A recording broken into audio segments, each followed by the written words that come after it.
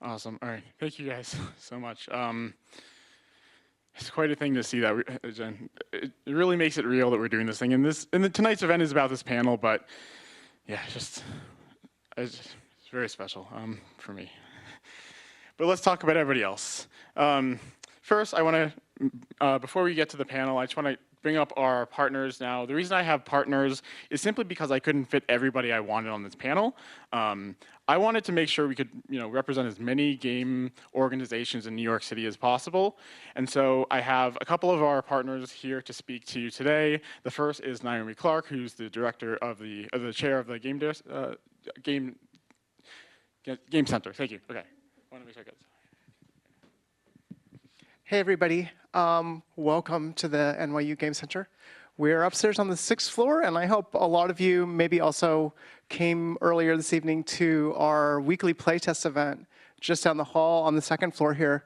We're open every week to the public, to anybody who wants to bring their game to playtest, get some additional eyeballs on it. And we're super excited to be the host for this panel because 15 years ago, over on the other side of the river in Manhattan, a small group of indie game developers who were teaching at NYU were able to start this program.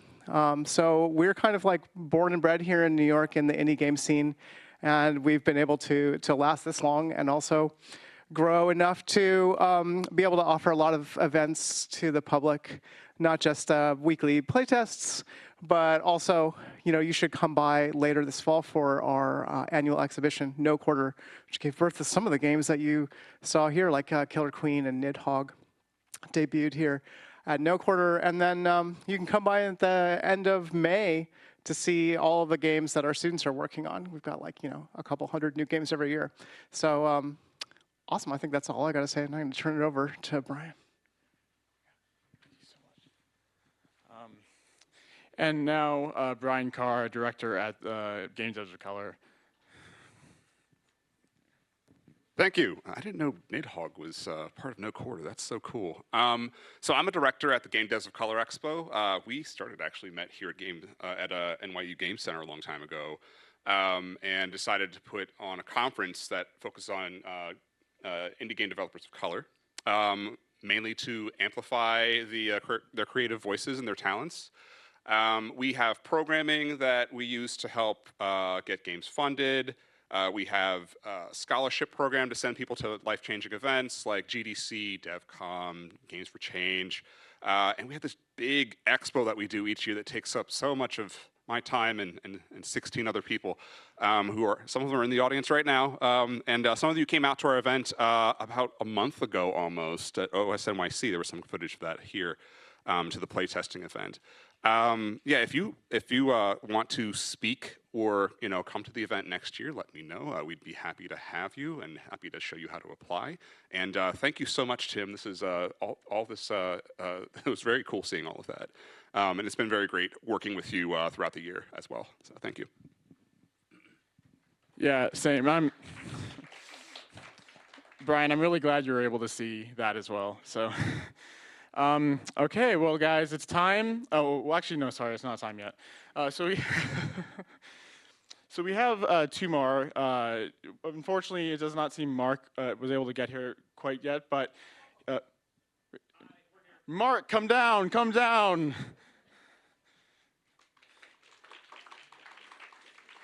So Mark and Stephanie, co-founders of Wonderville, take the stage. Hey. Hi, everyone. I'm Stephanie, and hi, I'm Mark. For those who know, we're actually married, which makes it interesting running a business together, sometimes questionable. But we were really so excited that Tim invited us to come and speak. Even though Wonderville's a bar, the first part of it being an indie arcade bar is really important to us, and the community is so important to us. We love having Killer Queen every Wednesday night. If you didn't know, Killer Queen, come Wednesday nights. They're super welcoming. The last Tuesday of the month is our playtest night. Come show us your game at any point. Come try other games. and we do a game jam, and we'd love to keep growing this community. So if you have ideas, hello@wonderville.nyc. Email us. We'd love to have you all and keep expanding this community. And if you need, I did bring stickers. Cool. Thanks. I think you got everything. If anybody's building really cool arcade games, talk to us. Thanks. Thank you, guys. Thank you both. Okay, let's see if this closes it. Okay. And we also have Playcrafting. Now, Christy could not be here tonight, but she asked me to speak on behalf, so I will do that. Playcrafting is an organization. You may know them for putting on Play NYC, but what you may not know is that every month they put on a indie game dev night, which is a smaller version of that that's much more community-oriented, much more intimate. So but by all means, you should go check that out. It's always free.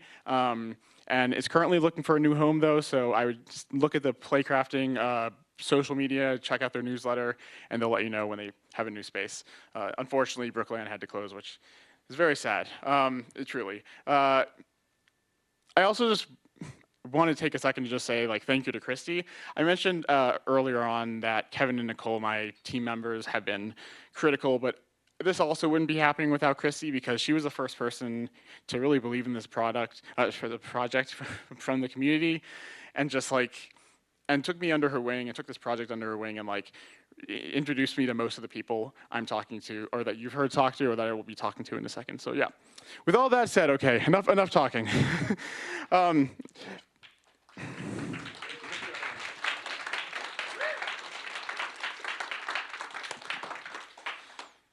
Okay, cool. I am now going to invite our panelists up, and they will introduce themselves after they get up here. Okay, cool. Oh, by the way, can I just get a show of hands? Who in here is a student tonight? Really helpful. Genuinely helpful. Thank you very much. All right.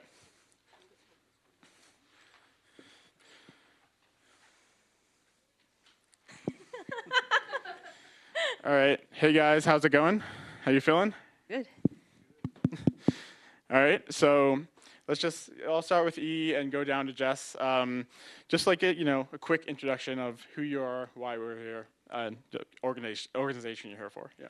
Oh, I am EE, she, her pronouns. I have been around the New York City game scene for about 10 years now. Wow. All thanks to Playcrafting, actually. That's how I first got into games. And I am here repping Gumbo NYC and Women in Games NYC.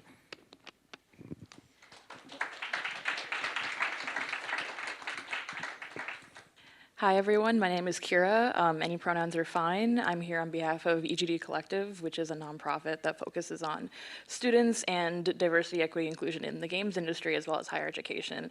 And similar to EE, I've been floating around the New York City games community for almost 9 years now, which makes me feel a little old. Yeah.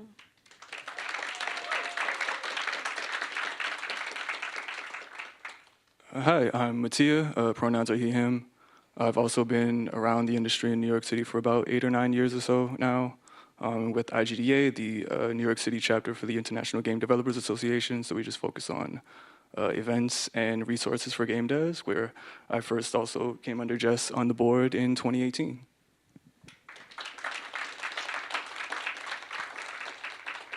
Hi, I'm Jess Haskins, she, her pronouns. I've been in the scene my whole game dev career, about 15 years now, I think. I am a game editor and narrative designer. I do freelance work for clients under the game editors. And I teach here at the NYU Game Center. But I've also been really involved in the community and supporting and sustaining it pretty much since I was facing graduation and sort of looking at the city I was going to graduate into and the industry, and was like, I want there to be a place where I can stay here and keep doing all this game stuff that I do. So I was involved with IGDA NYC. I was the co-chair or chair for about 5 years. And the thing that I still do and am representing today is the NYC Indie Games Social, which is a monthly gathering that's been running for about we're in our 11th year now. And with a little pandemic hiatus, that's been going steady all that time. And yeah, that's kind of the thing that I've kept doing while, these other things come and go. But that's me.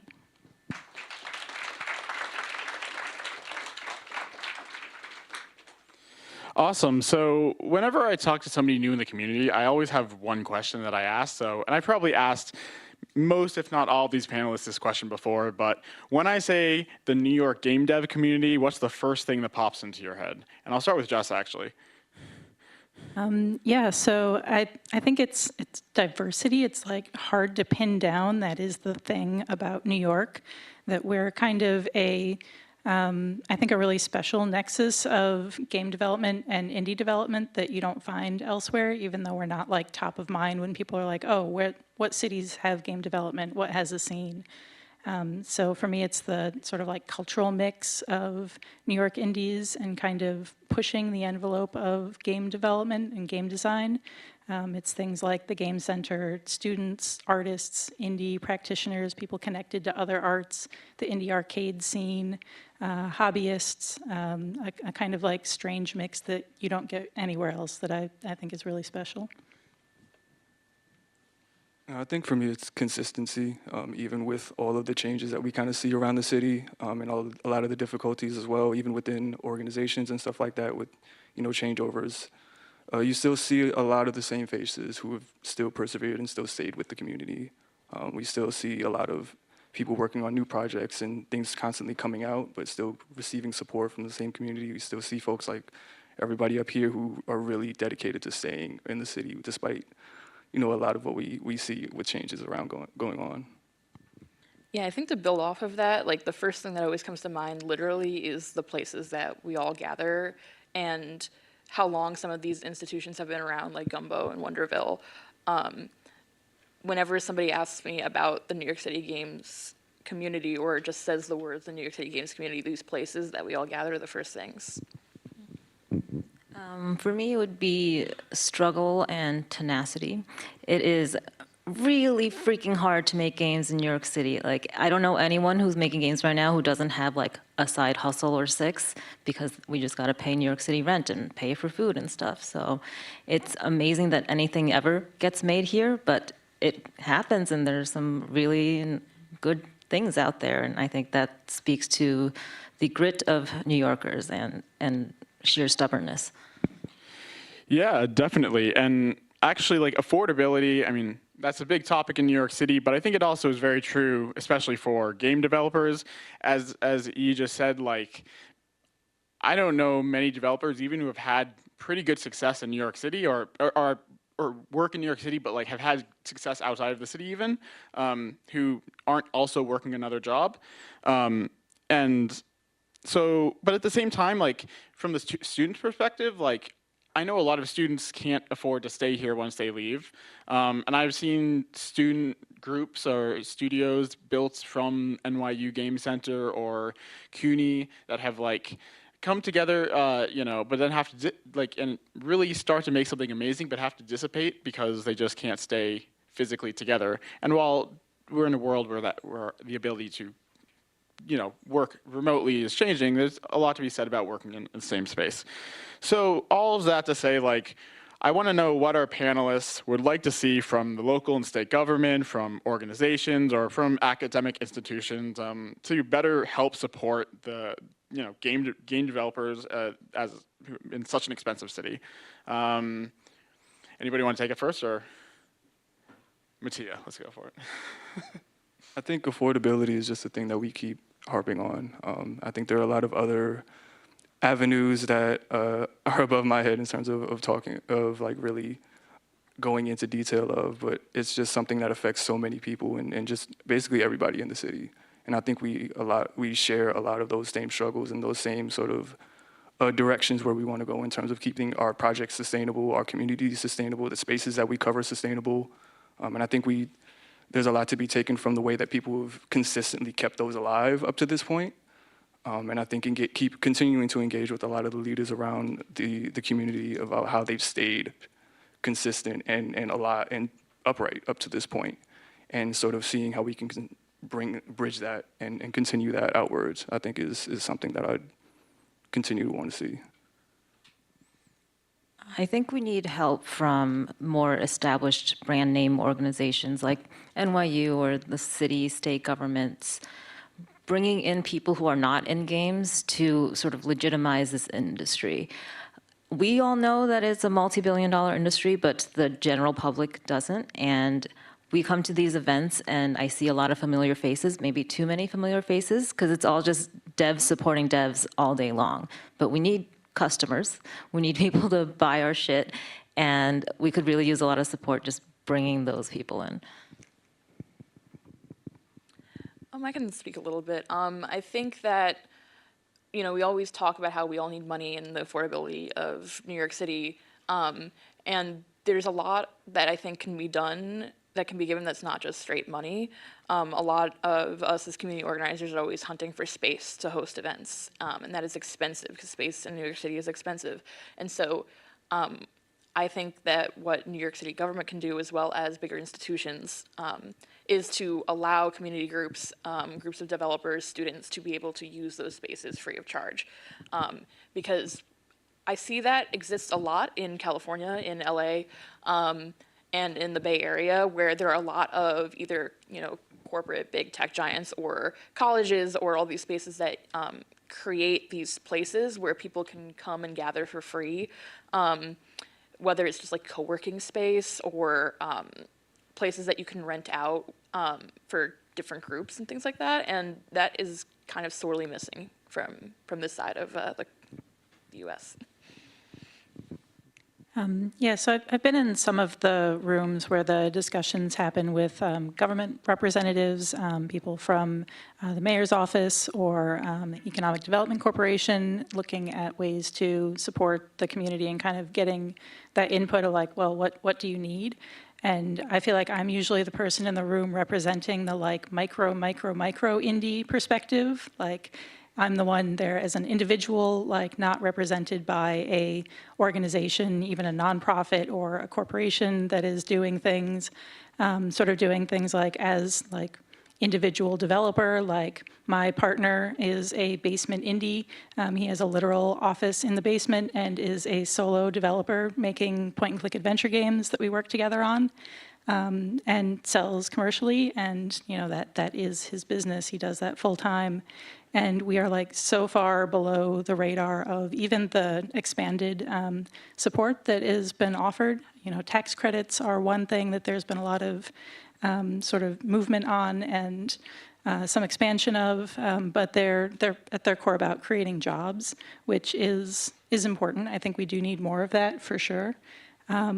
But, you know, we don't, it's like, how many like tens or hundreds of thousands of dollars do we spend in New York? Like, well, none. Like, we are ourselves here living, like, making the stuff. If we do spend money, it's like hiring voice actors, like, somewhere else. So that's, like, not even in the calculation.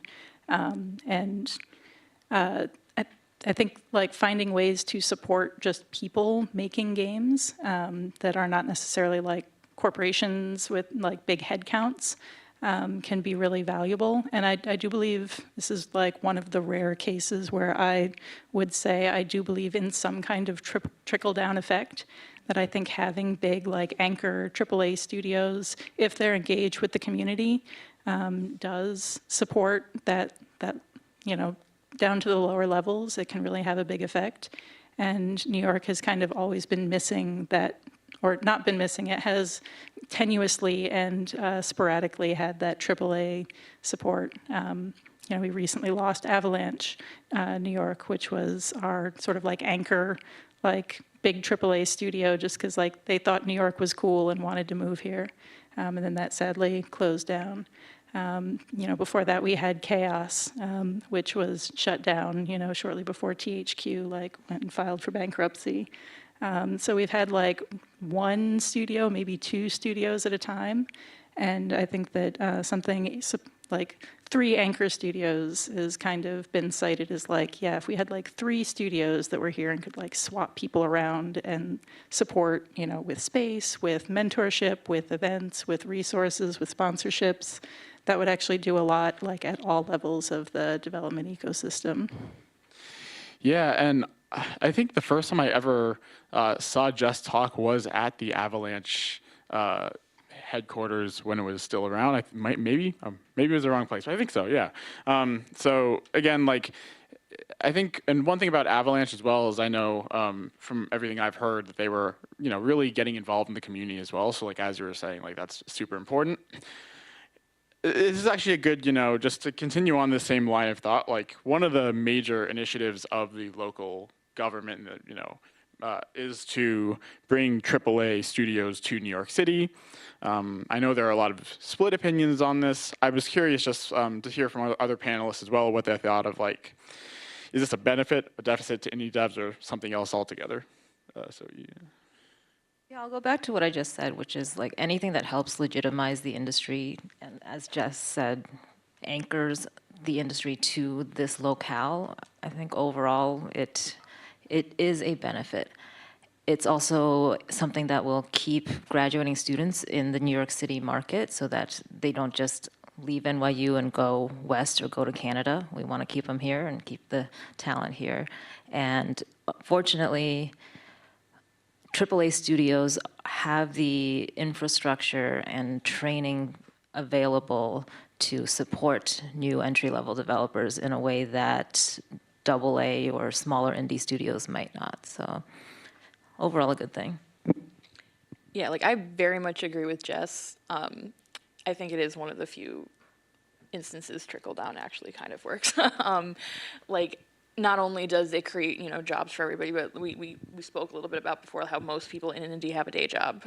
It is kind of necessary, and some people want to work in games during the day, some people don't, and having both of those avenues is important. But when you also have the stability that big companies can bring, it kind of goes back to that idea of like, oh, when in LA, when they have these big companies that give resources and space. And I remember when Avalanche was here, and I did go to some of those events, and it was very eye-opening to see, because I was still a student at the time and I was bringing other students with me. At one of the Just Cause launch parties that existed, they pulled up the game in engine still, and we all got to see it, which is very rare for a AAA studio to be able to show that level of development. And so I see that there's a lot of benefits to having large studios here. I think I agree with all of those, in addition to making sure that they can maintain sort of the community ecosystem that we've had. Just already mentioned Avalanche, folks from Avalanche being really involved in the community, folks being able to go to Avalanche and see talks from there. I remember folks from Avalanche coming and doing game jams for Global Game Jam and others on a regular basis, and seeing that level of just involvement from folks that also have that bigger stability, that bigger level of stability and name recognition when it comes to those types of studios is really important, which I also think might be pretty unique to New York in some cases. I went to school around Boston, and I remember how important it felt to us as students to see folks from, this was very closely after like the Irrational layoff, so BioShock Infinite had just released, and a lot of those folks were out in the community and starting their own indie studios and things like that, and having that level of involvement in addition to those types of bigger studios, I think is also really important. And I think something we had in the past and know what it looks like in New York already.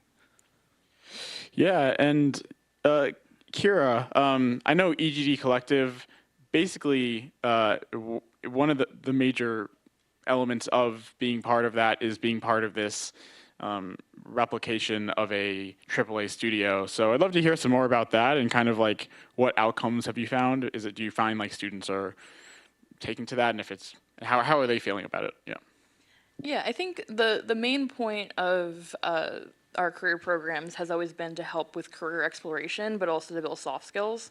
And one of the main things that students need to figure out is a lot of students are drawn to the games industry and games because they love playing games, and they love playing games from big studios, and so a lot of them have dreams of going into AAA. But that's not necessarily what the work environment that everyone wants to be in or might thrive in. And so being able to replicate it as close as possible gives an avenue for students to be able to figure out whether or not this is a path that is truly for them. And so we have students that go into our program and they come out feeling more confident that they really want to do this. And we have other students that come out and say, you know what, I want to create games as a hobby, or I want to start my own studio one day, or I know that I really don't like working with other people and I want to make my own weird art. And I think that's all valid. And so part of the mission of the program is to help students kind of figure it out. And then in terms of outcomes of the program, it's still relatively new compared to other programs that exist, but we've had our first students that did the program from freshman year all the way to their senior year graduate in around 2023. 2022, 2023, a pandemic happened, so some people graduated late. But we've started to see the outcomes and people getting their first internships and jobs in the industry. And we're seeing that it works. About 70% of our graduates that have gone through it and finished the program have a job after graduation within a year, and then within that, around 60% have a job that is related to games or adjacent industries or what they studied, like arts, entertainment, film, technology, because we do include that in our success stats because the industry is so volatile, and hiring in general is volatile right now. It's very hard to get a job, and so part of this initiative is really to help students find employment so they can have a roof over their head, and you need that in order to pursue your dream, which might be to go into AAA. And kind of on the other side of the coin, because we don't really have like a AAA presence in New York now, indie is kind of the industry in New York City, and kind of at the center of that is Gumbo. So yeah, I'd love to hear what are like the kind of the key elements that help Gumbo kind of get to the point where it's at, where it is able to support developers in that way, and how may that also translate to advice for other developers who may not be at Gumbo? Yeah, well, we got a lot of A's at Gumbo, and we stack them together, and we can sort of pretend that we're AAA. No, I think Gumbo is sustainable because we are all in it for our own interests. We get what we put into the organization, and that's what keeps people motivated and keeps people energized and being a part of the space. If I did not get any benefit from being out of Gumbo, I would not be volunteering 20 hours a week working on Gumbo things. But I do, so I'm there.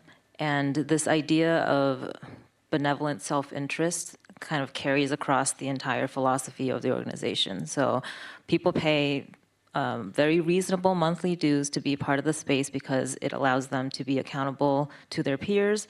It gives them some resources as far as having a second set of eyes to play test, a community to be a part of, a place to go that isn't the basement. And those are all very valuable things because making games by yourself or with just a small team can be such a grind, and it's so valuable to have other humans around you that are going through the same thing and able to help make you sane. Yeah, and Mattia, you're kind of working outside of these systems completely as a freelancer, so how's that experience been in New York City? I think things like Gumbo help, even with taking things like freelance contracts where you can't necessarily share everything that you might be working on, being in community and being in spaces with other folks who are also either working on their own things or also dealing with their own, tangential jobs and things like that is really important and has helped me a lot. And New York has a lot of freelancers. There's the Freelancers Union, which also has a base in Brooklyn that kind of has folks from other completely different industries that know nothing about games, where you have another avenue. So being in New York allows a lot of avenues for that to kind of help a little bit. I've been around Gumbo for a while. That helps a lot. And then the learning process of just being a freelancer. There are a lot of other things that I just didn't, and I also didn't expect to be a freelancer when I graduated college. So having this community and stuff like that around it has helped a lot with just getting acclimated to that kind of thing. Yeah, and Jess, in your consulting work, I'm curious, any trends you're seeing. Are you? First of all, I'm actually not sure. Are you consulting mostly with freelancers or studios?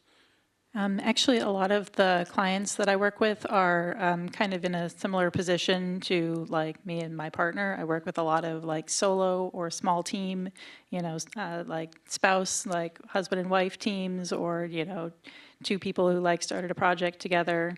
I've worked with many clients at Gumbo, good friends. And yeah, it's usually on the very small, like indie side. So those are the people I like identify with and work for and associate with and kind of advocate for. And yeah, it is tough. The reality is, I think that it's heightened in New York, but kind of this is a global situation. I think that like games is tough. Getting games made is hard. They are expensive. They are very difficult. They take a lot of time and resources. And if you're making them in New York, then that means you're also paying a higher rent and having a higher living expenses while you're trying to make that happen.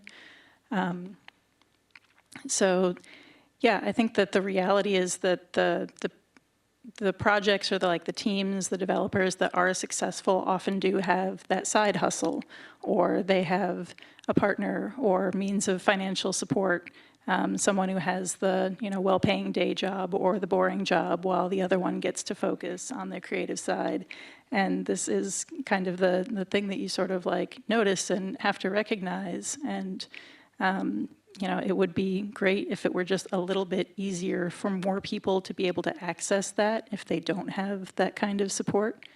And it's kind of an open, difficult question that is just sort of like how games work.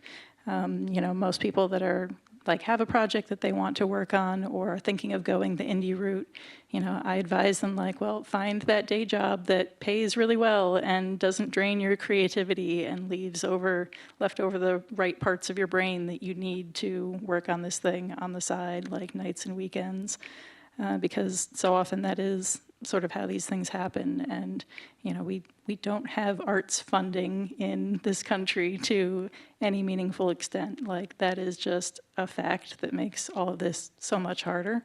That would certainly be one piece that I think would just ease a lot of these challenges and make it easier for those who are doing it and allow more people just the access to the privilege to even be able to work that way at all. Yeah, and I feel like what we're all kind of encapsulating here is that in a broader sense, the games industry is also just not really in a great place right now. There have been, that's an understatement. And, for those of you who may be in the audience and may not know what I mean by that, there have been a lot of layoffs. There's a massive buildup in these major studios over COVID, and now they've had to scale back down, and there have been many, many jobs lost. It goes very deep, unfortunately. But at the end of the day, New York City is kind of such an indie-forward space. Do you guys think this could be like a model for what other gaming cities could be, or what other gaming scenes could be, beyond just wanting to bring in AAA? I guess I can take that. I think that every city or every community is going to have its own mix of people and its own strengths. Because New York is kind of this media and entertainment and cultural center. Going back to that diversity that I mentioned at the start, that means we have a really just interesting mix of lots of different talents and interests. We also have all of these other industries that might provide that well-paying day job or that side income that lets people work on games. So I don't know how much there is to model specifically, but I think that the indie game communities wherever you go tend to work pretty similarly. Just that sense of having a community where information, resources are shared, where people can get in touch, where they can network, but in not just the businessy way of here's my business card, do you have a job for me, here's my resume, do you want to look at it, but just having a community of people that you can see regularly and get to know as potential collaborators in addition to just cool people to hang out with. I think that kind of looks the same everywhere. New York has the added challenges of space is hard to come by, but we also have benefits, like we have this like really great like public transit system, which means that you can pick a spot in like, you know, like Midtown Manhattan near Grand Central, and like people from all the boroughs in New Jersey and Long Island will be able to go there and meet. So yeah, I think that there are just models about like how to get people together, how to sustain that community, how to provide that space that can work pretty much anywhere. Yeah, and you know, I feel like we're getting a little down in the, you know, a little dire here. So we're gonna like let's just do a little icebreaker here. Yay, games. Exactly. But like, why is developing in New York City so great? And I think we can all speak to this. I mean, unless if you want to speak first. Yeah, I think developing New York City is great because of the diversity of vocations that exist here. You don't have to just strictly be in a traditional game environment or game studio environment to work in games somehow, work in game engines somehow. You could do something in the intersection of fashion and games, or like medical devices and VR or AR applications. There's so many different ways that you can apply game development skills and knowledge here that would not exist in LA, for instance. I think LA is great in that it has a lot of AAA studios, and we're probably never going to be at that level because they just have the space, they have Hollywood and all that crap. But we have a lot more different smaller pieces of crap that you can combine with your game In New development York, knowledge. we've got different smaller pieces of crap. Yeah. Yeah, just to build off that a little bit, like, we did talk a little bit about how, like, you know, we're exporting a lot of talent, but we do have a lot of the top game development schools in and around New York City. And because of that, you know, people are creating, they're experimenting while they're in college, and so, you know, there's a lot of people going out and winning IGF awards coming from around these parts. And so when you're in your early years, it is a very great community to be in. And, like, I agree entirely with what Yi said. Like, there's a lot of interdisciplinary paths you can go with in game development, and the majority of people that study game development go into those interdisciplinary spaces. And so while it feels like there's no opportunities in New York because all of them are in LA, it's just more that you have to be a little bit more flexible and think creatively about what is a game, what can be playful, what is, you know, like, we have all these tech companies that are kind of doing gamification stuff, but that's not really what I mean. I mean more in the sense of, like, you know, museum exhibits and theme park design and film. We have a giant film, you know, in New York, even if Hollywood is over there. And, you know, film studios are using Unreal Engine now. Like, there's a lot of applications that can be found in these things. And so being in a city with so much diversity, not only in terms of the industries that are here, but also the people that are here, is very advantageous. I think just to echo on that, the amount of different avenues to kind of find your different pursuits and find your different, you know, groups are very important. And GDOC was highlighted earlier. I think that was a very early one for me that I felt was really meaningful, that I couldn't find anywhere else. Even, you know, working other events and going to other PAXs in like Seattle and IndieCade in LA and going back and forth to Boston, where, you know, all of my old classmates were. It was something that I still felt like having something of like an event rooted with GDOC being in a place like the Schomburg Center wasn't something that I could find anywhere else. And like Kira mentioned, like, there's still a lot of virtual production and film studios that you can just find the little different avenues that are like crevices of things that are relevant to games, where you can find other people who don't know anything about games but are still using the same tools. And I don't think a lot of those different avenues exist in a lot of other places. Yeah, I think in terms of, you know, what this community has, it's the people. You know, I said that New York is doing things to, you know, innovate games and push games forward. I think a lot of that is just due to who's here and the kinds of people that New York attracts and the community that we have here. If you, we have like the Game Center, we have like all of these academics who are also really accomplished game developers who are pushing the medium forward and also advancing our understanding of like what games are and what they do in culture and how important they are to, flourishing humanity. You will go to like conferences and events around the world, and you will more than likely see someone from the New York scene there, giving a talk or showing off a game or presenting work.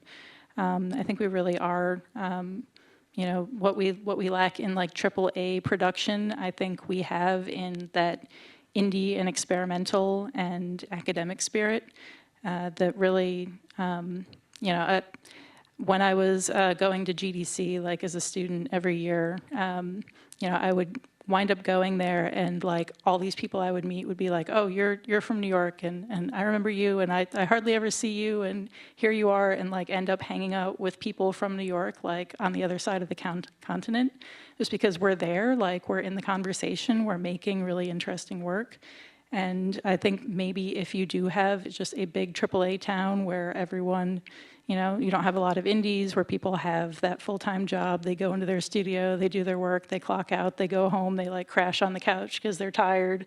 Maybe that doesn't produce the same just sort of like hotbed of stuff happening that we have here. And I think that is really special, and it's kind of a privilege to be here and like rub shoulders with all these people and learn from them and work with them and like be friends with them, honestly. Yeah, everything you just said is kind of the vibe I get from your events. And you've been here for a really long time and held multiple different events over, not just like the ice cream social as well. So I would just love to hear your thoughts on like the importance of having these gathering spaces for the community. Yeah, so my advice that I often give to people who are, like students who are about to graduate or people looking to break into the industry is, something needs doing. There's always some kind of organization that needs attention or some event that needs help. Like, just do it. If it doesn't exist, start it. Like, create it, and then people will come to you, and you will be doing a service for them, and you will get connected with people, and you'll be making all these connections. That's kind of what I've done kind of throughout my career. The NYC Indie Games Social itself, I started it, or I sort of like took it over or reinvented it or restarted it. It was a Facebook group that was run out of the studio. It was my first job. We did it to we used it to host like playtest nights in the office and, after work like meetups, and it had kind of gone dormant. And there were a friend used to run like socials for the IGDA, and then like had a baby and got busy, and those tailed off. And it was like the week after I got laid off from that studio job when I asked my boss like, "Hey, can I like be an admin on the Facebook group? I want to restart these events." And that social became like my own personal network event. So I was like, well, someone was doing these and they haven't been happening, and I really miss those. Like, let's find a bar, let's, scope out a space, pick a day, announce it, and people will come. And we've been doing that for 11 years. We've racked up like 7 or 8 different bars as we keep having to move. Again, finding space in New York is very difficult. Now you have to find a space that will let like 20 or 30 people like just descend on a like Wednesday night and have a like quiet space where you can talk and hear each other, that is accessible, that offers like food and drink and non-alcoholic options and vegan options, and they're not going to charge you a cover charge, and they're going to let you like split checks and not stick someone with like a $500 bill at the end of the night, and like all these little things. But if you can find the space and make it happen and just kind of show up and be the one who's there and makes it happen, then it turns out like all these people come to you and meet each other, and like really great things happen. So that's why like I advise anyone, like just volunteer, do the thing, like start something. It can really like give back, 10 times what you put into it and be like really valuable. be like really valuable to people. And that's kind of how this thing started, and it's just been kind of going strong the whole time. Yeah, and Kira, one of my favorite things about EGD Collective, and this is something I've, in going to events, have experienced multiple times to the point where your students have actually asked me for footage that we've taken to prove that they were there. You have students go out to events as a mandatory part of your program. So what have their experiences been like, and why do you even do that in the first place? Yeah, so I actually was having a conversation earlier today with Amir Satbot, and we were throwing things and spaghetti against the wall about, just all of the trials and tribulations of getting a job in this industry right now. And time and time again, it is shown that you will most likely get a job through the people that you know and having a relationship with the hiring manager or someone that is there. And it's not about just throwing your application into the ATS pool.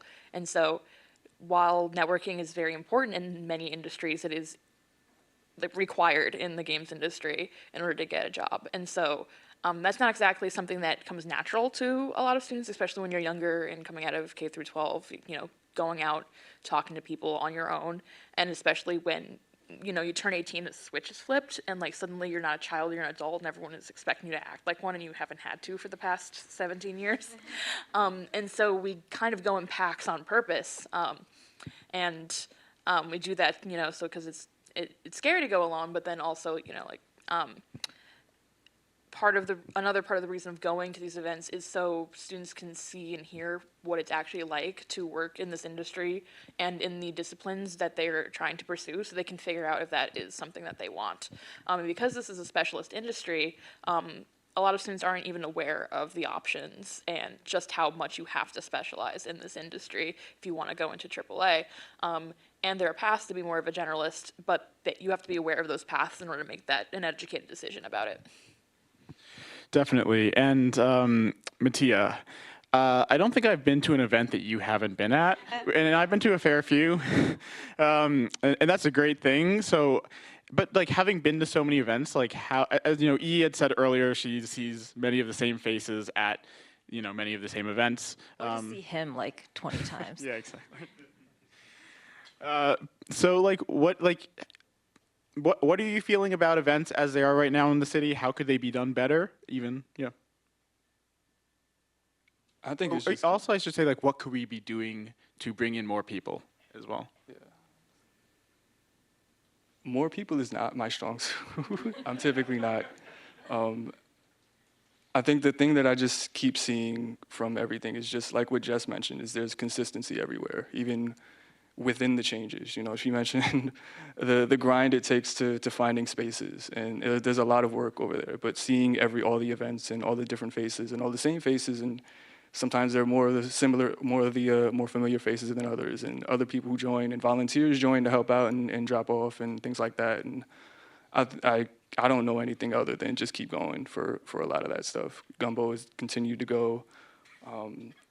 Changes with GDOC, I mentioned, I've been going, I remember there being the Schomburg Center, and then COVID hit, and then going virtual. And now we have both the virtual space and multiple watch parties where, other cities are involved. Everybody's kind of adjusted and continue to adjust when they see changes coming, and continuing to want to provide the same, level of value that they've always wanted to, and kind of continue to grow that. And you can only grow that with help.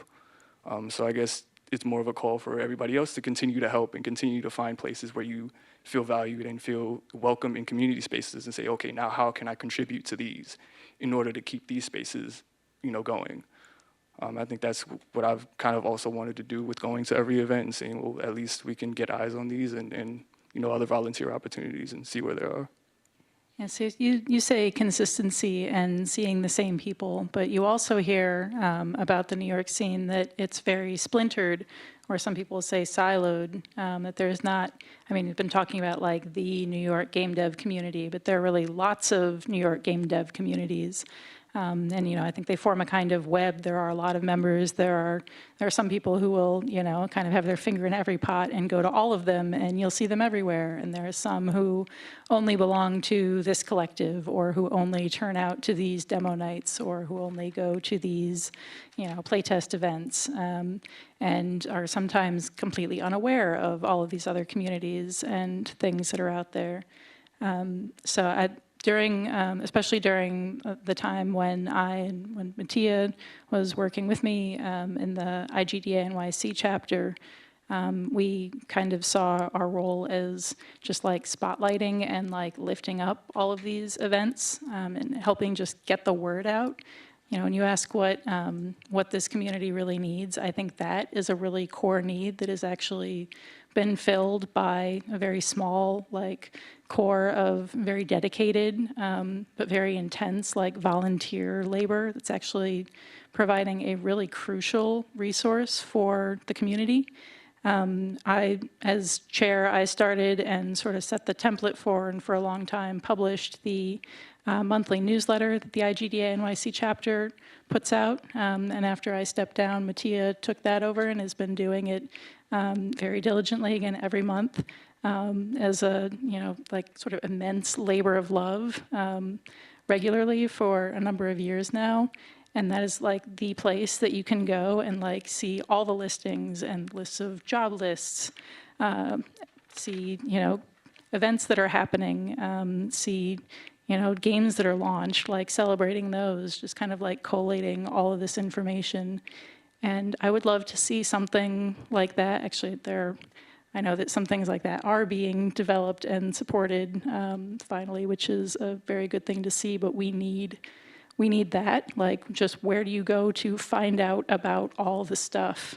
You know, if you've ever seen that like XKCD comic with the like stacked blocks and the like one little like tiny peg of a dependency that like everything rests on, like I feel like that is the volunteers that maintain like the calendar of events and the newsletters and listings that like maybe many of us in this room found out about like this event today from. And so that I think is one, this supports the point that like there is so much stuff that like volunteers are needed for. So if you want to know how you can get involved, how you can get in the know, how you can make those connections that maybe will help lead to jobs and career success, like find out what that one thing is, that one skinny support that's holding up a bunch of crucial infrastructure, and maybe like slide your own peg in next to it and offer some additional support. But also, if we could have more like, you know, actual resources going towards stuff like that to, you know, put in a nice big chunky block to support that with like money and time and resources, that I think is what we need. Not to like make stuff happen, but just to show people what is actually already happening in this really vibrant scene. I just want to chime in and express some gratitude to Mattia and IGDA NYC generally for the events calendar and the newsletter. You have been insanely consistent with it. Like you do so well, and it's such unseen labor that I feel like any event I put up, I can just take for granted that it will end up on the calendar. I don't even have to think about it, and it's just there. And so I'm thanking you now because I don't often do it.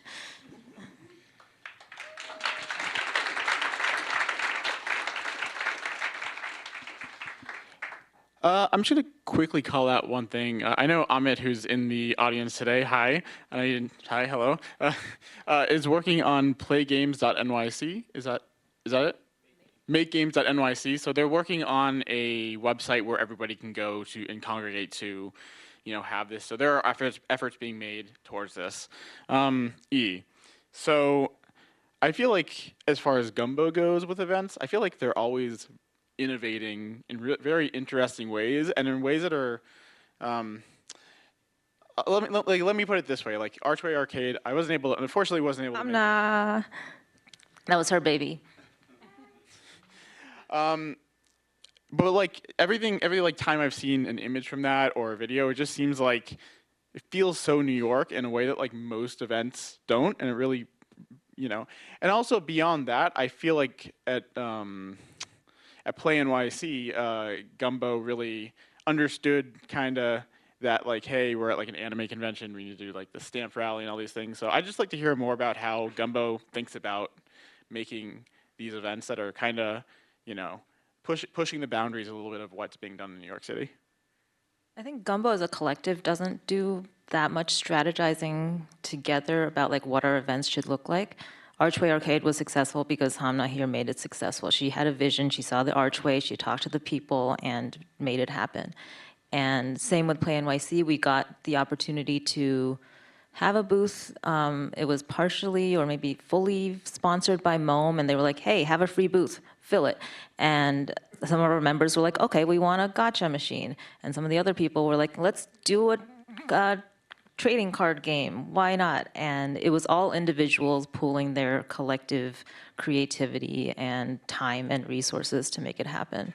And we sort of just have the name, and we try to support people where we can monetarily and like with some small amount of marketing, but it's really the individuals who do it. Yeah, definitely. Yeah, actually, I have another question for you, which is, you work in many, you're part of Gumbo, but you work in so many different parts of the industry. So I'm curious, like, how people you're engaging with outside of New York City are seeing the scene, are seeing the New York City scene. Like, what do they feel New York City is as far as a games hub? It's tricky because, like, consumers don't see New York City as a games hub at all. They see it as a tourist destination. But the people who I speak to who are in the industry in some way see it largely as a place where like weird experimental stuff comes out of. And that's what they want to ask about. They want to know, like, do you know Bennett Foddy? And it's stuff like that. They see New York City as this like eclectic, maybe pioneer in weird new stuff in ways that other cities are not. Yeah, I mean, definitely. And shout out to places like Boshi's Place that are really like kind of, working outside the scene in really interesting ways and kind of giving that counterculture spirit that New York is like was built upon. So yeah. Okay, so we're gonna get into some stuff stuff that's a little bit not so fun again, I guess, but actually I think really important. And this is I really see for everybody, but especially I want to kind of talk to the students here as well. A lot of people are in this room are probably getting game design degrees. Kira, I know that not everybody is necessarily going to be able to get a job, so just talk about like the vocational realities that like people should expect after getting a game degree. Yeah, Amir Satvat just published a bunch of data because he's been data crunching, and currently the odds of getting a job in games if you have less than 3 years of experience, this includes recent grads and people that might have 1 or 2 years of experience in the industry, if you are not willing to move, if you want to stay here in New York City, it is around 0.4% to get a job in games here. If you want to widen that to some of if you're open to moving anywhere in the US, maybe one of the hub cities and things like that, it goes around to about 1. And yeah, we used to joke a little bit about how getting a games degree is like getting a degree in theater, but the stats are the same. I ran some numbers. The chance of being a new debut on Broadway is around the same. And so it doesn't mean that it's not valuable to get a games degree, because it very much is. It's just that I think it's very important to serve students to the side of realism, that the majority of them will not be working in a AAA studio. A lot of them will be working in games adjacent fields and like educational games and making simulations for healthcare and VR and doing all of these really cool, interesting things that relate to games but aren't like necessarily the thing they set out to do a degree in games for. And it doesn't mean that you shouldn't stop trying for it, because the most important thing is to have a roof over your head while you're trying for the dream. And I know some people that have taken 17 years before they've landed their first games job, but then they did it and they got there. And so while it's slightly, the numbers seem a little like, dire and pessimistic, the employability of a games degree is actually higher than a lot of other majors and things like that, because of, your constant exposure to failure and becoming resilient. And the idea that it dips into a lot of different like fields, because it's by nature interdisciplinary. So like, you can go the tech route, you can go the art route, you can go and be a producer. Even in the more, I want to say, unicorn positions like design and narrative, There are a lot of transferable skills that go into other fields, and so it is very. I always tell students to major in the thing that brings them joy, because if they are good at it and they like it, a job will come. Not everybody will make it on Broadway, but it doesn't mean that you will be starving and homeless. You'll get a job, and so being more open to the possibilities that come with a games degree is a very important mindset to have, as well as knowing that you might need to move unless we magically get a studio here. Curious about that sub 1% of people getting jobs in games. Does that include games adjacent jobs, or is it just like core game? Yeah, Do you remember? So when it comes to like games adjacent, I mean like specifically roles in a game studio. So it's not going to include things like working at like Scholastic or like the New York Times or things like that. Those, like, you're working in a games job but not at a games company. But if you want to work at a game company, then that is the stat, which is what most students aspire to have. That's not to say that those people that are working in other groups are not game developers, because they very much are. It's just that most people don't go to college for a games major wanting to work at the New York Times, even though it's very cool to work on Wordle. Yeah, and we're also talking about all of this in an industry that's very much, at least the AAA industry is shrinking in many ways. With layoffs becoming such a commonplace thing in the industry, is there just any words of advice or comfort that you give to worried devs or students that may be trying to get into this? Yeah, layoffs are a big problem. We just announced layoffs today, which is why I asked you to put this question in. I was part of the impacted group, so I'm rolling off the team at the end of the month.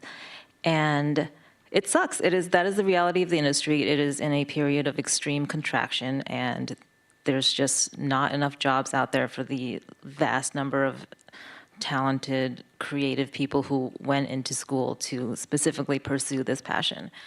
So for words of advice, I think I would echo what everyone has said here, which is don't put all your eggs in the games basket. There's so many transferable skills you can have when you have experience making a game. You can go into marketing or production. You can do art for non-games fields.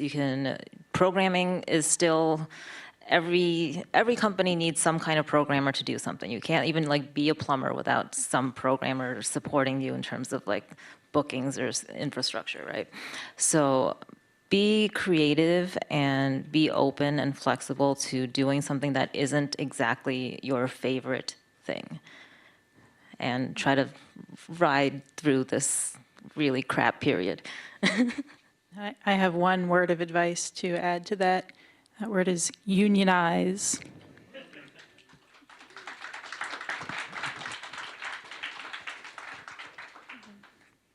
So yeah, I guess we've kind of reached my last question, which is kind of that question you asked at the end of the interview because you think people might have something to say that I'm not asking. So that's really what it is. Just kind of what other challenges are game developers facing that I haven't touched upon that any of you might want to speak to right now, or students or what have you?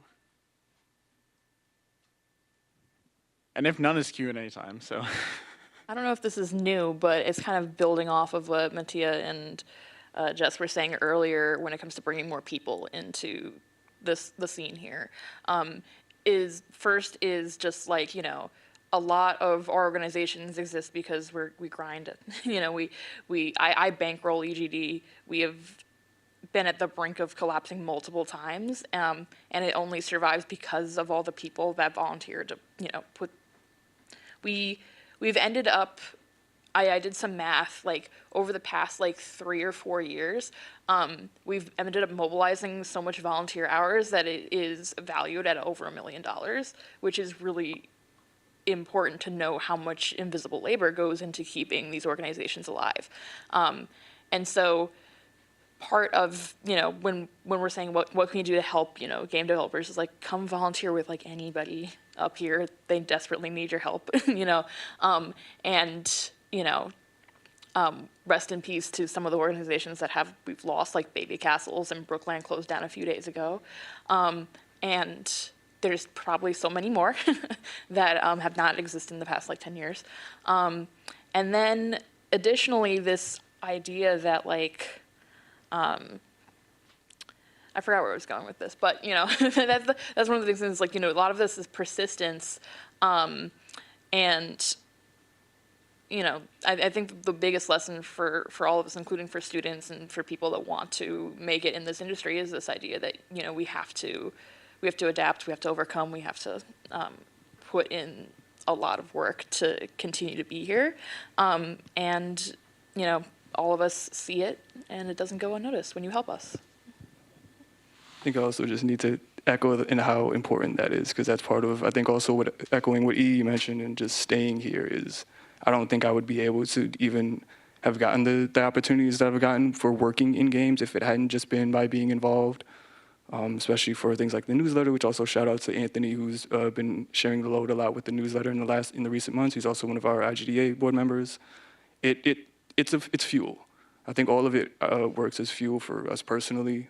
Mentioned Gumbo, mentioned the meetups and everything like that. It works as fuel for our own personal goals, but it also helps sustain everything that could potentially lead to opportunities for everybody around us. And I think it's just so important to also keep in mind how we can be contributing to the spaces that we find value in.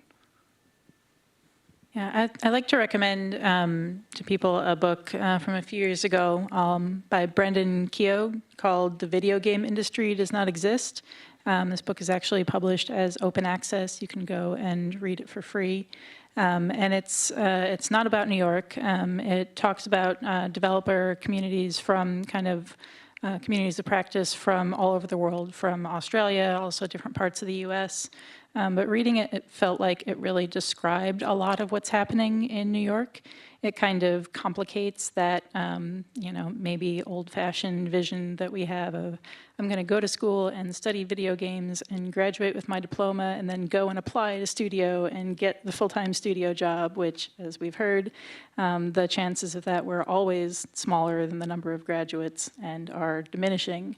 But it talks instead about all of these other methods of game productions, about, you know, that two-person team, about the person with the anchor like side hustle and working nights and weekends, about the co-op, about, you know, these different models of working with this creative practice and developing games in these kind of fluid and contingent and flexible ways, which is increasingly the way that things get done as people, you know, the people who don't leave the industry altogether after big layoffs or after these, you know, big industry contractions.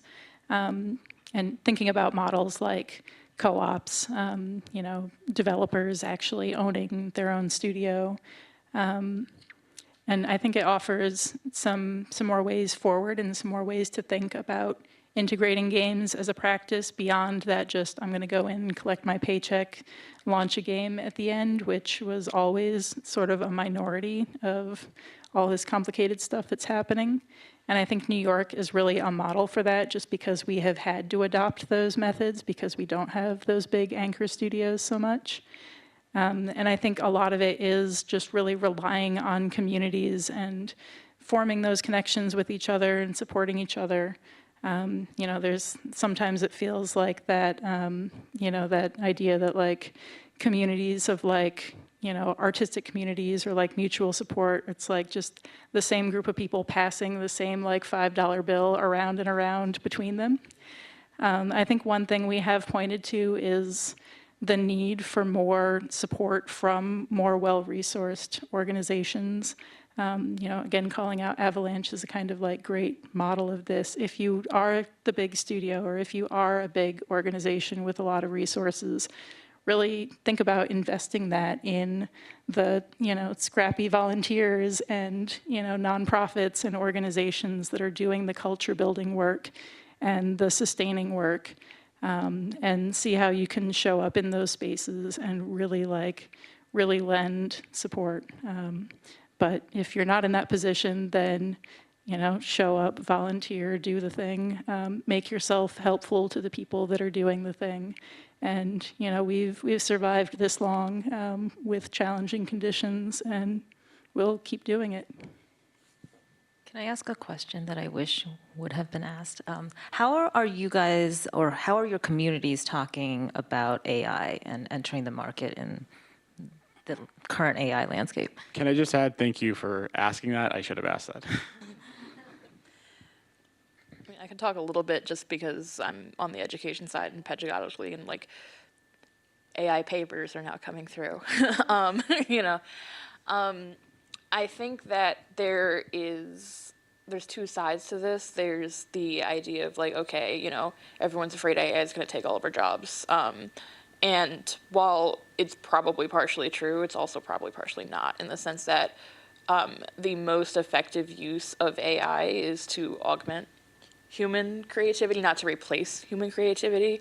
And so while I don't know if we can control what big corporations do with AI and how, if they're going to replace us or not, but in terms of using AI in a creative practice, it, you know, and developing tools that are ethically created, you know, those are kind of where we need to start putting our resources in. But in terms of, as a student, if thinking about, do I need to learn AI? What if I do? Am I going to be behind if I don't learn AI? At this point, it's really less about learning like the specific tools, because AI is going to drastically change over the next 5 to 10 years. The tools that are happening now are not going to be the same that they are are currently, and it's more about being literate and keeping up and just watching like what is going on, so then you can be informed and talk about it, and less about learning specific tools and how they work. Am I allowed to answer this question? I'm going to answer this in a way that honestly isn't related to games, but it probably is too. As a writer, Google AI has basically destroyed and most opportunities I possibly would have ever had. I'm watching it disappear in real time, watching the verticals I would write for completely disappear, and seeing people paid wages that, you know, or that are just shockingly low. You wouldn't imagine, or maybe you would, just how little people are paid. And it all ends up, and I say this all because like AI is just taking over, and there's money's not coming in, and a lot of these big companies, these big conglomerates are implementing AI themselves and don't care about writers and would be happy to replace us. That's a happy thing to say, and I'm pretty sure a couple of my online coworkers from writing stuff are watching me. So hopefully I'm not stepping on any toes here. But I thank you for asking me that question, and that's my answer. That has nothing to do with games. But anyway, I'm glad to have been able to say that. So yeah. Do you have any advice or like any way to circumnavigate it? Oh, for I don't know for games, but for writer, pick another path. I'm serious. I'm being genuinely honest here. Like, to me, like this docuseries is like me looking to see, is this something else that another path that I could take, because being a freelance writer is not something that I can sustain myself on. It's a career that I started this in 2009 at age 15. And so I've steadily watched games media just disappear entirely. And without getting too emotionally like invested in speaking about this or saying something that maybe like some people may not take the right way, or this might take the right way, actually, rather. Yeah, I don't know. Just if writing is great, but freelance writing is a dying breed. Before we go to Q&A, I'm going to say one more thing, because I have the microphone now, and I'm just talking about my thing. If you just think about, I just want people to think about this. When you go to a website, let's say it's New York Times, CNN, whatever it is, are you checking the byline and making sure this is not AI? Because they could easily replace these articles and have with just AI written articles and just cut the writer out entirely, and most people would never even know the difference to even check. They probably wouldn't even care. So that's where we're at. Anyway, yeah, back to games though. I want to actually do Q&A now. does anybody have any questions? I don't. Okay. Are we okay.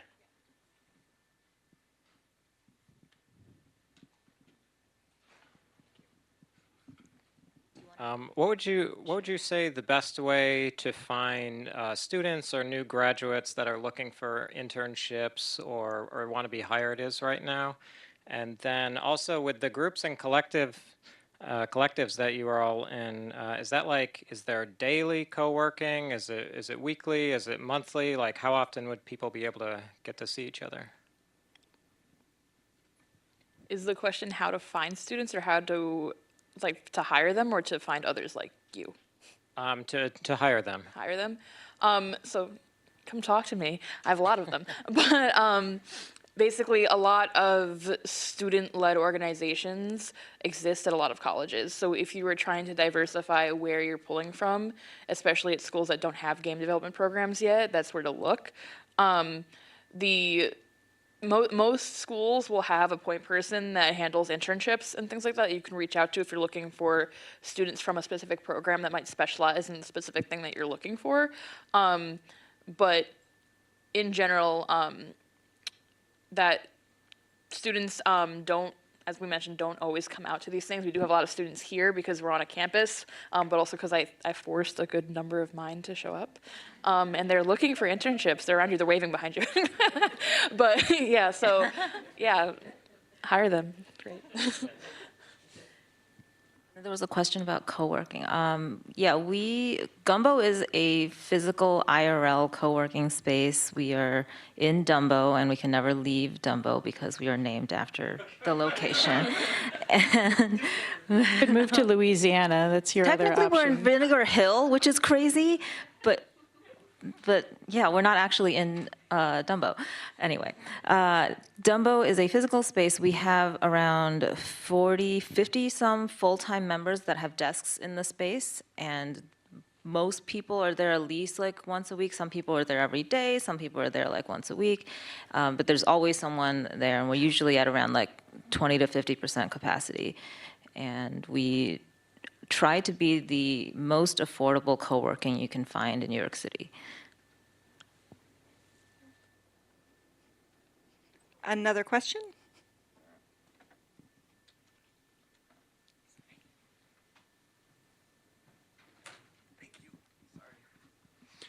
I hate hearing my own voice through a microphone.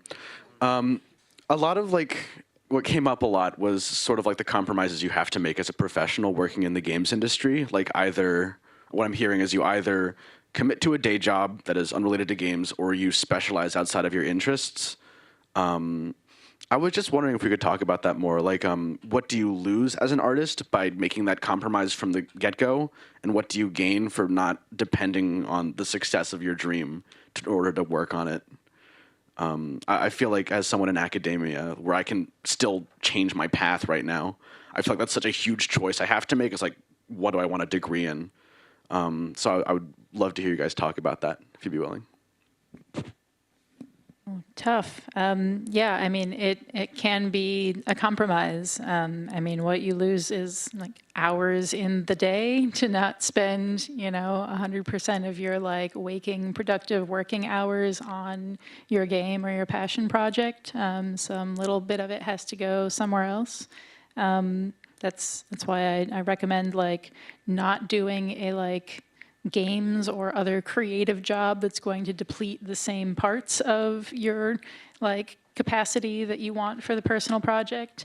What you gain is food to eat, rent, bills getting paid, maybe the stability. I mean, the games industry is kind of notoriously unstable. I mean, even preceding the current like devastating wave of layoffs and just getting very difficult, but game careers have traditionally been short, volatile. People burn out early when they start looking for that mid-career, like, no, I want a stability. I don't want to keep moving studios every year, or I want to have a family. I need health insurance. I need kind of that guarantee of stability. So these challenges certainly aren't unique to New York. New York is maybe unique in offering lots of other things that you can do and ways to diversify that portfolio. But yeah, it's a challenge. Again, if you don't have that familial or partner support or other income, yeah, you may just sort of need to maybe you land the great situation that works out, and you just kind of need to be aware that having that flexibility might serve you down the line, even if you're fortunate to be able to throw your whole self into the thing you want to be doing for a while. I think it's also important, if you want to make your own thing and have your side projects and have it, and then still have a day job, it's very important, I think, what that day job is, because you're going to want something that doesn't have you working overtime a lot, right? You're going to want something that potentially, hopefully, if you're lucky, is remote, or in other considerations. I take some inspiration sometimes from reading r/overemployed from those people that have multiple remote jobs that they're somehow juggling, ethically or unethically, whatever you want to say it. But the systems that they use to manage their time and make sure that they're delivering on all of those things is something that I read sometimes, because I am somebody that has a full-time job and runs EG with full-time hours, and I'm also in grad school full-time, and to the point where I have my friend in the back corner in my Zoom class for me right now, which is ironically about public speaking, but I still have to be there. And so, having a passion definitely helps with combating the burnout that comes with the territory of doing all these things, but finding an employer that is very supportive of whatever extracurriculars you have, finding a job that might be flexible in terms of hours, in terms of what days of the week you need to come in terms of when you're working on tasks, so then it's more easier for you to fit in the other things that you're trying to do is very important. Yeah, just one more thing I wanted to add is that for the people who are making it work, people who have made it, who are, successful working game developers or doing the thing, I think it is really important to reveal and be really open about the things that let us get there, because it can just seem like, oh, well, I made this successful game, I'm living off of it, and I'm just a really hardworking, creative, successful genius, and you can too.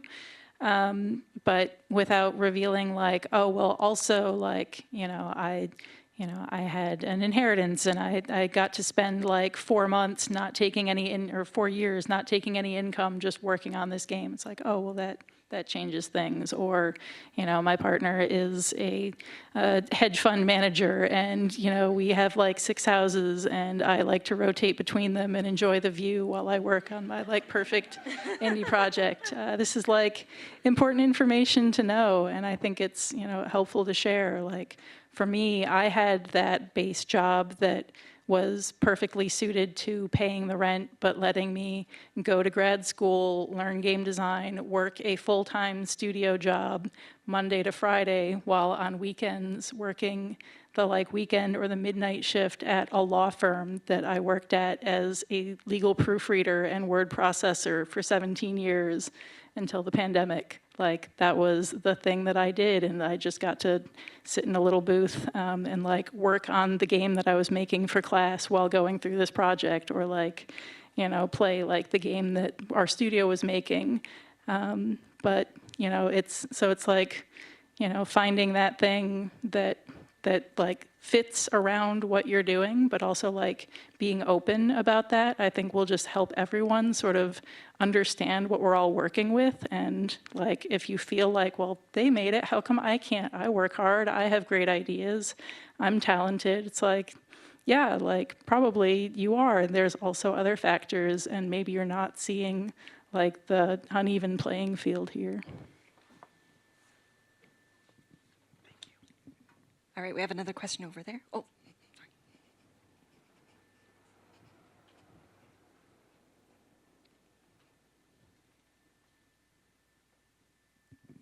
Oh, Okay, so yeah, thank you for the panel. And first of all, like, yeah, you talked a lot about like financial stability and how, well, that's pretty bleak right now.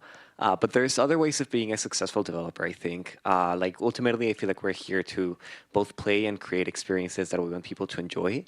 Like maybe a wide audience, maybe like that particular person that your experience is designed for. So like, are the platforms that you're involved in or that you're running, how do they help us connect our games to a wider audience and like reach that person that we're building it for? Someone else? I've been talking a bunch. I think for the IGDA New York City chapter in specifically, I think has been echoed a bunch is the newsletter. That's kind of a boon that I think I personally felt we didn't want folks to lose. It's something that I think is very unique, even amongst other game dev communities in the country. We meet with a lot of other IGDA chapters in other states and other countries and stuff like that, and it's ever since Jess has also been made a template for it back in the day. Like it's a model. And something like that can continue to live on, that can grow an audience over years, like a newsletter, and like something that's just a consistent blast to people that where they can just see a consistent, feed of things like that is really important. And I think our newsletter is kind of the biggest one that we've had so far.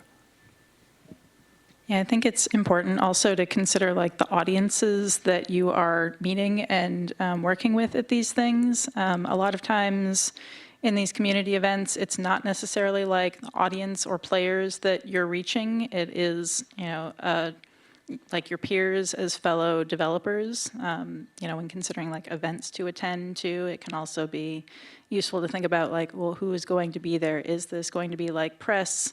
And the media and enthusiasts, just like people off the street who love games? Is this more professional focused, where I'm going to be talking to other developers who, may like what I'm into, and maybe I'll move a few copies or get a few fans that way, but it's not really speaking to the audience.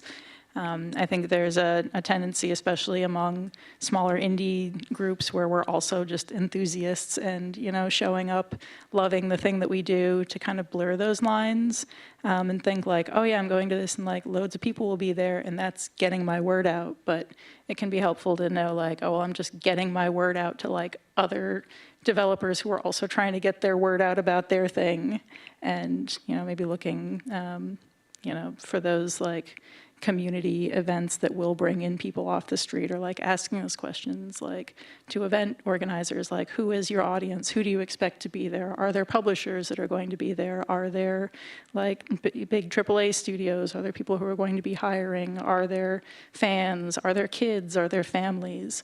So that you like know who you're actually doing that outreach to. Gumbo and Women in Games NYC are really useful communities because we are all like together in the trenches, making games alongside each other, and therefore we've have talked each other's faces off about our individual projects. And because we all work together, we also sort of become evangelists for each other's projects. So wherever we go, and I made a publisher, it might not be a publisher that's right for the game that I'm pitching, but maybe for Valentina's project, it does make sense. So then I will go and pitch her game. And so being a part of a community where you sort of all know each other's stuff reasonably well and can advocate on behalf of each other is a way of expanding your very small, perhaps solo team to beyond what it is. And I will take this opportunity to shout out Skate Story, which just came out today. The demo is out today, and the release date is December 8th, published by Devolver Digital and made by Sam Eng, who is a Gumbo member. So stuff like this happens.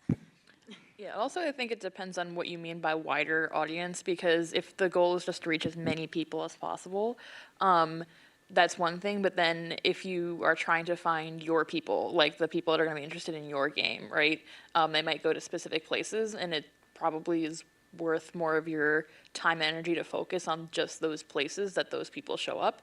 But if you're trying to get like a diversity of opinions about your game and show it to every type of person under the sun so they can play test it, so they can break it, so they can do unexpected things with it, then of course doing the tour around is helpful.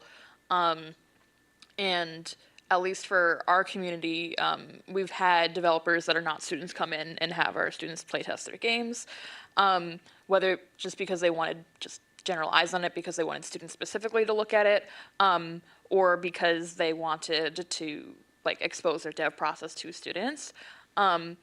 And our program, while it is open to students at any university, kind of specializes in the majority of our students are students that do not have a formal games program at their school. So they're generally not in the same spaces. Like they don't come out to NYU Playtest Thursday. They don't go to these places where a lot of game majors congregate. And so if you're looking for new faces, we're a great place for that.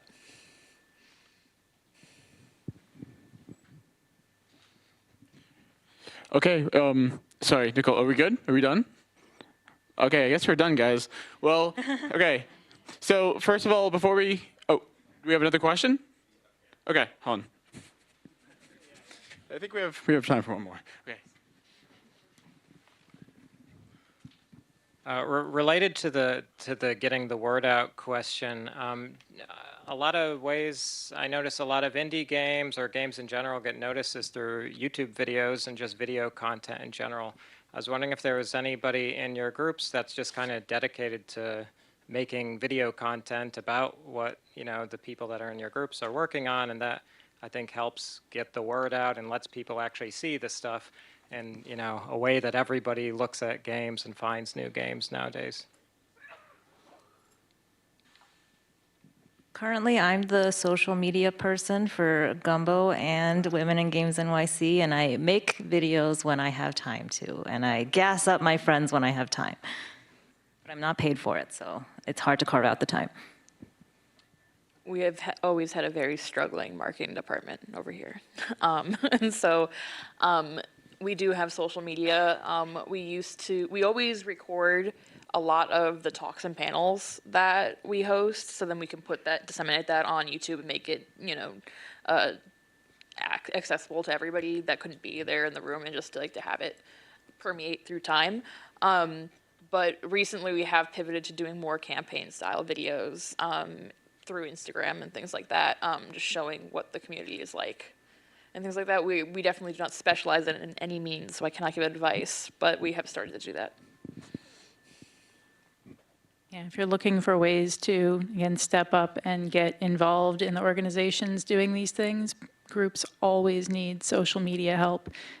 Usually if they have a presence, there is like one person who is upholding that presence and would love a day or a week or a month off and someone to help. So if you want to get involved and don't want to come out to events or do hands-on organizing things, just like getting involved in the social media presence can be a great way to step up and support your community and become like a cheerleader for the people in it and give someone a well-deserved break.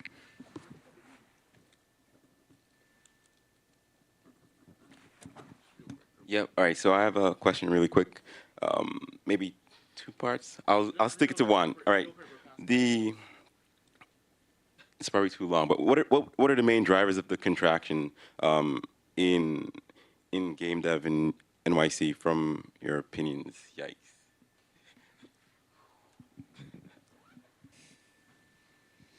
That's a big one.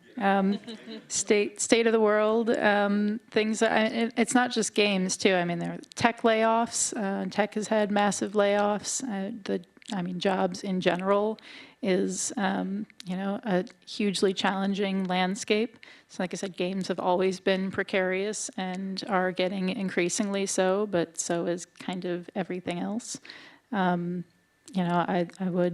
I could go on at length about, monopolization and, consolidation in the industry, mergers going through, big purchases, squeezing of an ununionized, overexploited workforce, squeezing more money out of customers, reductions in quality, turning to AI as a way to reduce headcount and hope that the machines can do for cheaper the things that humans have been asked to do for increasingly cheaper wages until they're shoved aside.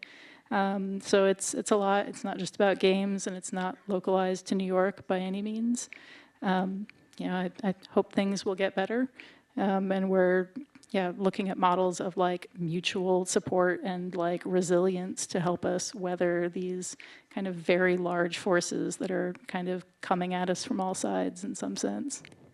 We've always had a pipeline problem, but it's gotten worse in the sense that in order to have internships in junior level positions, you need seniors that are not overworked, burned out, underpaid, etc. And this is kind of not only games problem right now in terms of the amount of junior positions and entry level positions have gone down, and the amount of college graduates have gone up. And a lot of college graduates are underemployed, meaning that they're in jobs that do not require a college degree. And so it is a symptom of a larger problem, but we do have a very specific problem. The fact that because our seniors are overworked, underpaid, burnt out, leave after 5 years, there's not a lot of people to mentor juniors coming in. Okay, everyone, thank you so much for coming out tonight, and a big round of applause for her.